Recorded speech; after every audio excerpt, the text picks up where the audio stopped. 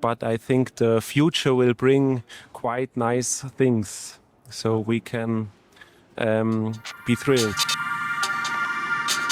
Hey WatchTime community, we are in Geneva. It's Watches and Wonders Week. That means the whole industry is coming together and everything just stops and everyone is just looking what everyone else is doing.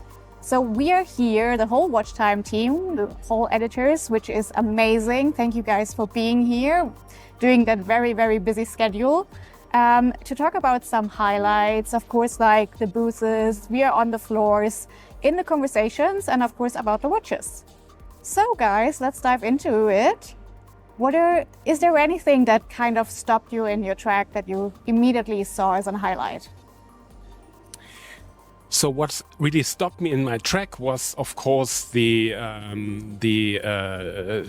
space watch that IWC did with the space company VAST, based in California. It's a watch done for astronauts. It's more or less the first watch designed to be in space together with the VAST people, and of course that's one of the big novelties that people talk about. But I think what struck me in a positive way when I first had my first appointment on Tuesday morning was kind of a hidden gem. It was the annual calendar Saxonia of Allanger and Söhne. It's a very nice small watch with 36 millimeters in diameter. And not only has this watch very, very good proportions, so I took it on the wrist and I thought, wow, I never thought that 36 millimeters could fit that well on my wrist. But what really struck me, I mean, we have this let's say trend of smaller watches. We have had this for at least 5 years, so it's nothing new. But at this fair, I think you have small watches everywhere, literally everywhere. They're getting smaller. They're more small watches. They are vintage watches or retro design watches that are coming out again. And I think this is a trend that is really strong and perpetuating itself. It feels like it's not just a trend anymore. It feels like it's a new normal in a way. In a new just way. Like doing it differently would be kind of weird. But you know, like if someone is like offering a 45 millimeters, it's like, okay. Yeah, nobody would wear it anymore. I mean, I can remember in the late noughties and early tens that you had that maybe 44 was normal and 46 was still normal, and then you had 47 up to, I remember the Egiziano from Panerai, 60 millimeters, completely crazy, and it's not conceivable anymore. And I'm asking myself, why is this? And I don't know what you guys think, but I have in mind the situation we're in worldwide. A lot of crises, and when you have crises, people tend to wear smaller ties or smaller ties, and maybe also smaller watches. I don't know, could be. And also, I have looked a little bit on colors, new colors, and I have the impression that it's not so colorful, apart from Rolex maybe this year. But you have a lot of blue, a lot of gray, but a little bit of red maybe, but no orange, no yellow, no conspicuous green, and so on. So I think everything is a bit more conservative. Maybe. What do you guys think? Yeah, before we speak about colors and design, let's just maybe someone else has another highlight to wrap that up. Yeah, I really like the designs of the different exhibiting spaces the brands built, especially the pool of Panerai. That looks great. There's also like a tree built out of ice in front of Gégère-les-Coultres. And Tag Heuer brought 2 racing cars, one of them being a Formula One car. It's an original. Yeah. That's quite crazy. That's quite nice to see. So, what are your highlights? Let's see. If we're talking about booths, we said we were going to talk about booths. So I think Hermes they always do something very nice, and Ulysse Nardin did something really weird. Both of these are like these moving exhibits. Like they took the founder, the inventor of the Freak, and his face, and made it into this giant, like propped up thing on a robotic arm. The eyes move back and forth. It's like kind of photorealistic. It's very strange, but Hermes's booth is also this animated thing that's kind of hard to describe. So if we're talking about booths, those grab my attention. In terms of watches, something that's fresh in my mind because I saw it today is the JLC Reverso enamel painted watches, which have this time they did these Hokusai paintings of the waterfalls, and I mean they stop me dead in my tracks pretty much every time. But I got to see them up close, and at the booth they have over on one side they have a engraver, the guillochage guy at work, and on the other side they have the enameler at work, and you can see them doing it, and it's that was really amazing. One of the brushes they use, they had to get it down to one hair for some of the details on there, and those are always some of my favorite watches. Yeah, that always fascinates me as well, that they not only are so exceptionally well at their job, these watchmakers and artisans, but they are also good in making the tools for themselves to be even better. And I mean, that's something, making tools, yeah. It would be us like building a computer that's just like getting us to write better articles. I don't know, Exactly. So that's really cool, yeah. I like, it's because we already talked about some booths. Of course, it was a big, a talk before the show. Of course, that AP is here first. They have a beautiful space in the upper floor here. Moza has a bigger booth. They were quite cheerful. That was amazed me really well. I haven't been in there yet, but when the show opened yesterday, at like a couple of minutes before it was officially opened, we already went in and you could hear them scream and cheering them up. And it was so nice and so special because that's the whole feeling of being part of this world and seeing them being proud of, the work they did. So I love that as well. And of course, I think Johannes, you went into the AP booth, right? I had the opportunity to visit AP this morning, and it was great. They not only show the newest models, you also have an exhibition of the past. So the whole brand legacy can be experienced. And they also have like a small version of an innovation center where they present the newest strategies and technicals to make the watches even greater for the future. And there was also one watch completely made out of carbon from AP, which was still a prototype. But I think the future will bring quite nice things. So we can be thrilled. Yeah. That sounds exciting. So, Rüdiger, we quickly talked about colors and designs, coming into this. And I think you're right. There is not so much color, but I see a lot of trend in having gray, like these anthracite dials.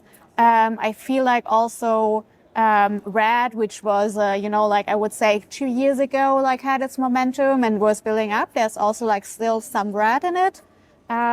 So what do you think about gray dials, or which colors of the dials did you see that you think were the best or that you liked? Is there any dial art especially as well that you really liked? I'm just coming from Sinn, Spezialuhren, Frankfurt. So it's a German brand that is here for the first time, actually. And they, among others, have a anthracite gray dial, which I found very interesting on seeing in the metal, because sometimes you go to a fair and you think you have seen everything on pictures. But especially this gray dial is, when you see the picture, it's okay, it's normal. But when you have it in your hand and compare it to the blue and the green one, they all have a sunray dial, but it's not a normal sunray. It's a sunray with a layer on it, which is a bit grained. And when you have the anthracite gray, it's completely different from the others. So it's really a nice way of reflecting the light, and you have to see it in the metal. It's completely different from the pictures, and these are things that I like of going to a fair, that you can experience these things. I think it's an experience that we all have, that sometimes we get press kits and there are images, and, we are talking, of course, like in meetings about it, and then we are sometimes, I don't know about this watch. And then you see it and you come out of it and you're like, well, I was wrong. Yeah, absolutely. Is there anything that you thought that had this feeling of, okay, I was wrong in these last couple of days? Yes, especially with the new model from Tudor, the Monarch.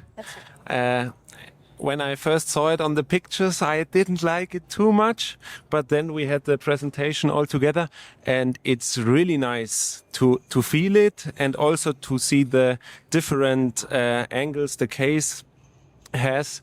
That's a watch I didn't like at first, but feeling it, trying it on, it really stood out. Yeah, well, this kind of ties into the dial conversation as well. But I came from Grand Seiko. Obviously, they're like kind of the dial masters earlier today. And I went to Creedor after that. And I had never tried on the Creedor locomotive before. And I tried it on, and it was really, really not what I expected. It was smaller, but it really had a unique kind of presence on the wrist. It was a little bit of a geezer watch vibe, kind of a little bit like oddball, but yeah, that one surprised me how much I liked it as well. It also had a really interesting dial texture as well as color. Yeah. No, that's nice. There's also, I think, like in the past couple of years, we've seen, of course, like more energy putting into bracelets. I really like the new Cartier Santos Dumont mesh bracelet. I think that's really beautifully done.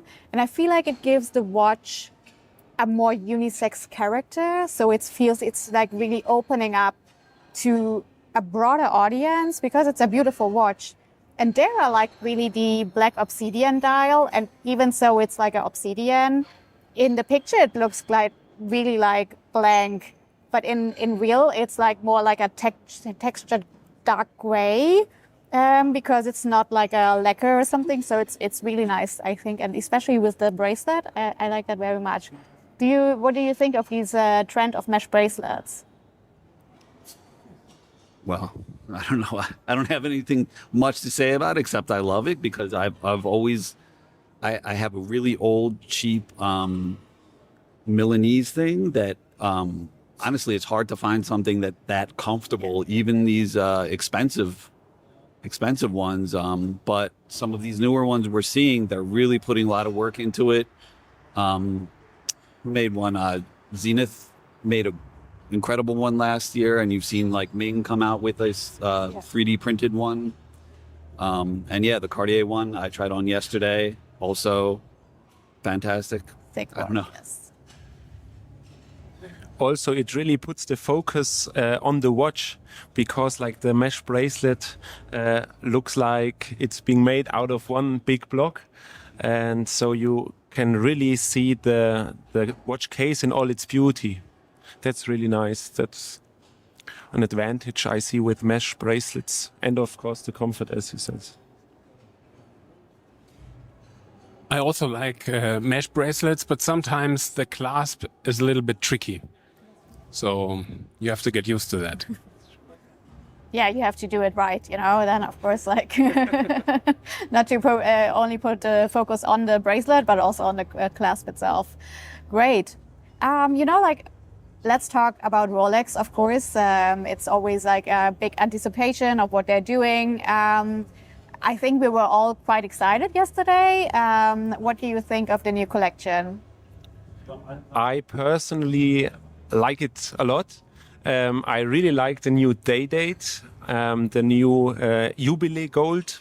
That is a very nice tone. It's not too loud, but still has a very nice feeling to it, and it fits the watch very well, I would say. And of course, the Daytona is my favorite, I have to admit.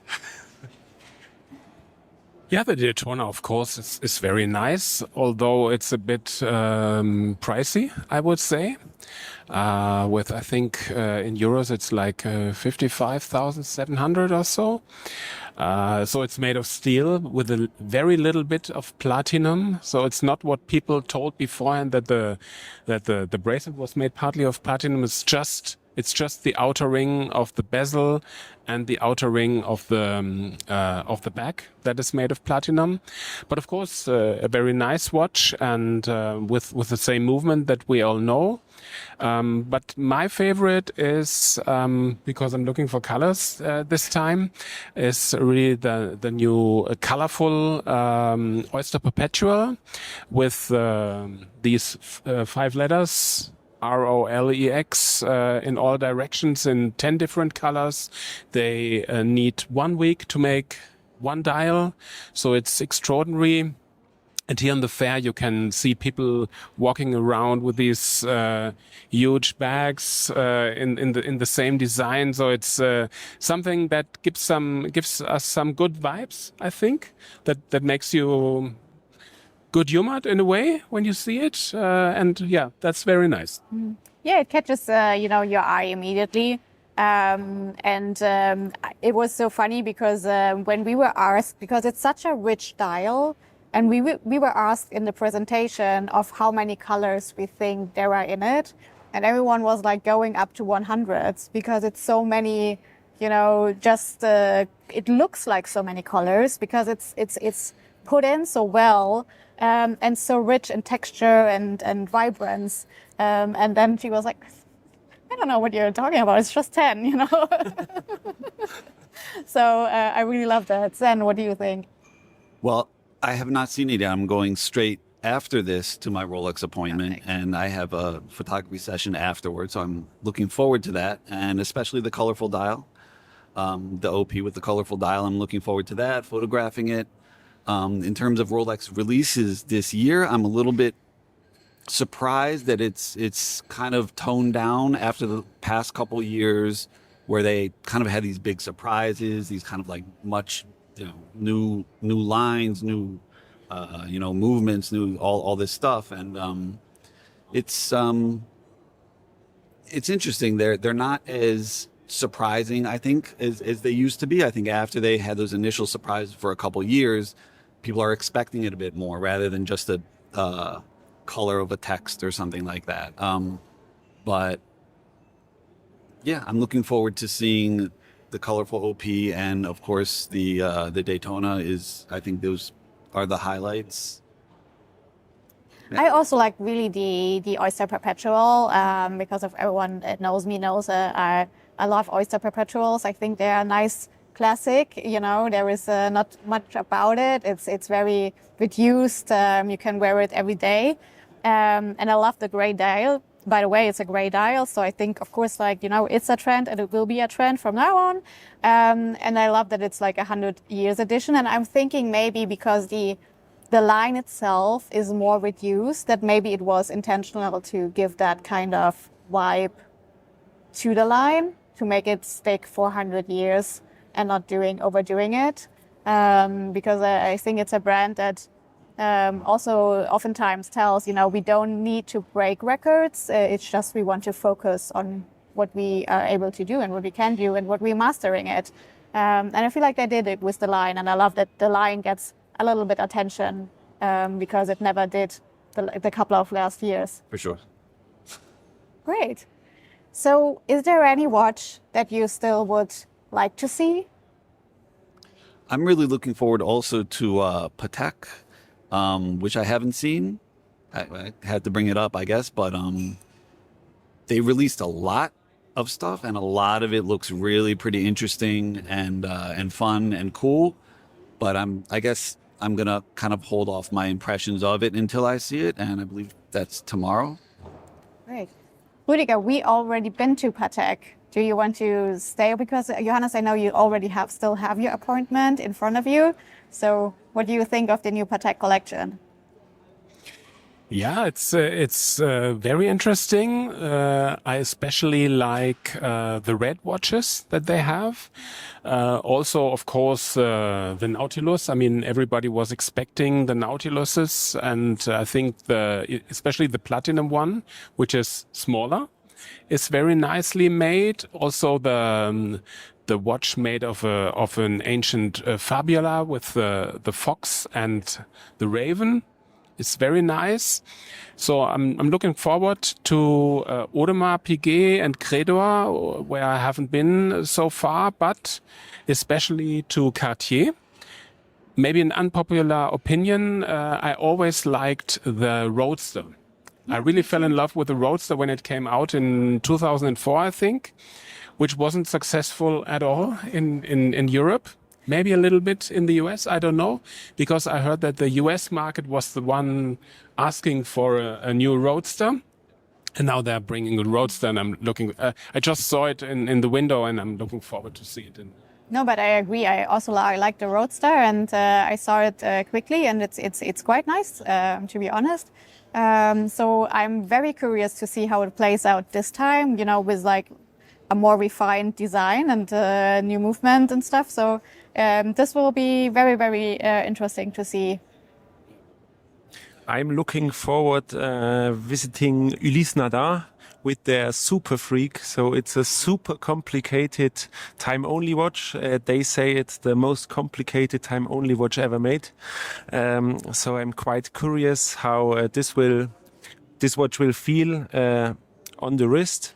And I also have an appointment at Parmigiani tomorrow. And you told me great things. So I'm very curious, especially because there is a special GMT version of the what's the model? There is the Tonda. Tonda PF, Tonda PF GMT Rattrapant. They introduced some years ago, Yes. but this year they will be presenting a chronograph, a hidden chronograph. So they call it, I think, chronograph mystérieux. But it's not what you normally have with a mysterious watch. Is a watch where you think the hands are moving by itself, or. But this time you have the two hands for hours and minutes, and hidden beneath are two other hands which you don't see normally. But interestingly, the hands that move when you start the chronograph are the upper hands, not the lower hands, as you could think. So when you start the chronograph, the upper hands will move, or start to run, and then you have the normal time. But I haven't seen it yet, so I'm also looking forward to it. So it's gonna be quite interesting tomorrow. Amazing. So I don't want to stop you too much from your schedule. We have a fortune cookie here that the YouTube studio gave us, and I'm very curious to see what it tells you. Wow, this is the first time I ever catch something. So let's see maybe and pick it up what our future is.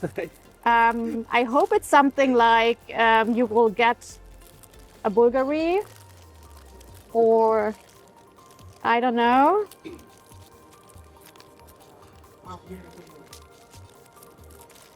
and it tells us you will build something worth subscribing to. So guys, this is your call, not ours. I mean, of course we will build it, but we hope you guys like that and subscribed to it. Do you have all the same? No, but mine Oh, great. is really surprising. It says, even though Rolex ceases of producing the Pepsi, it will bring it back in 3 years' time. Mine says the AD is calling me for my Daytona. Mine says Baume & Mercier won Watches and Wonders. Okay guys, I love this. This is a great ending. Thank you so much for watching. Please subscribe and make our wishes come true. All of us, ours of course. Let's catch up later. And of course you can read about all the novelties on watchtime.com or watchtime.net. Thank you guys.